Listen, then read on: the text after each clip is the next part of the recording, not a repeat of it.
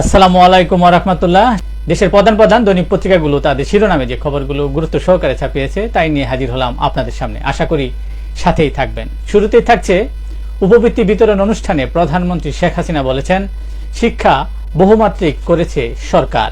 এই বাংলাদেশ এগিয়ে যাওয়ার বাংলাদেশ, এই বাংলাদেশ বদলে যাওয়ার বাংলাদেশ। আগামী দিনগুলোতে তরুণরাই বাংলাদেশকে এগিয়ে নেবে। ভবিষ্যতে বাংলাদেশকে এগিয়ে নিতে শিক্ষার্থীদের প্রস্তুত করাই সরকারের লক্ষ্য, তিনি এভাবেই মন্তব্য করেন। বিএনপির শাসনামলে ভারত বাংলাদেশের মধ্যে অনাস্থা ও অবিশ্বাসের দেয়াল তৈরি হয়েছিল বলে মন্তব্য করেন আওয়ামী লীগের সাধারণ সম্পাদক এবং সড়ক পরিবহন ও সেতুমন্ত্রী ওবায়দুল কাদের। তিনি আরো বলেন, প্রধানমন্ত্রী শেখ হাসিনা সেই আস্থা ও বিশ্বাস পুনরায় ফিরিয়ে আনতে সক্ষম হয়েছেন। প্রধানমন্ত্রীর ভারত সফরের পরপর আগ্রহ তৈরি হয়েছে চীন সফরে। আগামী ৮ থেকে ১১ জুলাই হতে পারে প্রধানমন্ত্রীর সেই সফর, হতে পারে যুগান্তকারী বাণিজ্য চুক্তি। সংসদে প্রশ্নোত্তর পর্বে এক প্রশ্নের জবাবে অর্থমন্ত্রী বলেছেন, শীর্ষ ঋণ খেলাপিদের তালিকা হচ্ছে। দুর্নীতি নিয়ে প্রশ্নের জবাব দিলেন না অর্থমন্ত্রী। সংসদে অর্থ পাচারের কারণে বাজেট সংকুচিত হয়ে যাচ্ছে উল্লেখ করে স্বতন্ত্র এমপি ব্যারিস্টার সুমন বলেছেন, অর্থ পাচার এই সরকারের বড় সমস্যা।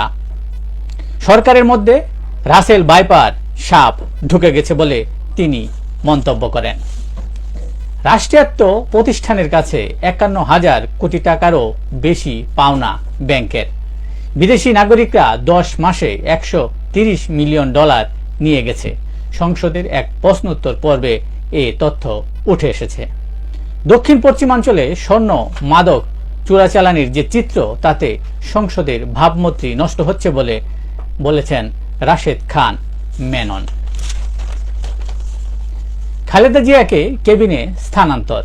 বেগম খালেদা জিয়ার ব্যক্তিগত চিকিৎসক সাংবাদিকদের বলেন, মেডিকেল বোর্ডের সদস্যরা সবকিছু পর্যালোচনা করে বিকেল ৪:৪৫ সিসিইউ এর সব সুবিধা সম্বলিত কেবিনে স্থানান্তর করেছেন বেগম খালেদা জিয়াকে। কেবিনেও নিবিড় পর্যবেক্ষণে আছেন তিনি। পুলিশ অ্যাসোসিয়েশনের বিবৃতি সংবিধান পরিপন্থী বলে মন্তব্য করেছেন বিএনপির সিনিয়র যুগ্ম মহাসচিব রুহুল কবির রিজভী। তিনি বলেন, একজন পুলিশ কর্মকর্তার বিরুদ্ধে দুর্নীতির খবর প্রকাশিত হওয়া মানে গোটা প্রতিষ্ঠানের বিরুদ্ধে সংবাদ প্রকাশ নয়। এমন বিবৃতি দেওয়া প্রমাণ হয়েছে যে অনেক কর্মকর্তা দুর্নীতির সাথে জড়িত, তাদের দুর্নীতির খবর চাপা দিতেই বিবৃতি দেওয়া হয়েছে। এভাবেই রুহুল কবির রিজভী অভিমত ব্যক্ত করেন। ৩ ইস্যুতে বিএনপির নতুন কর্মসূচি।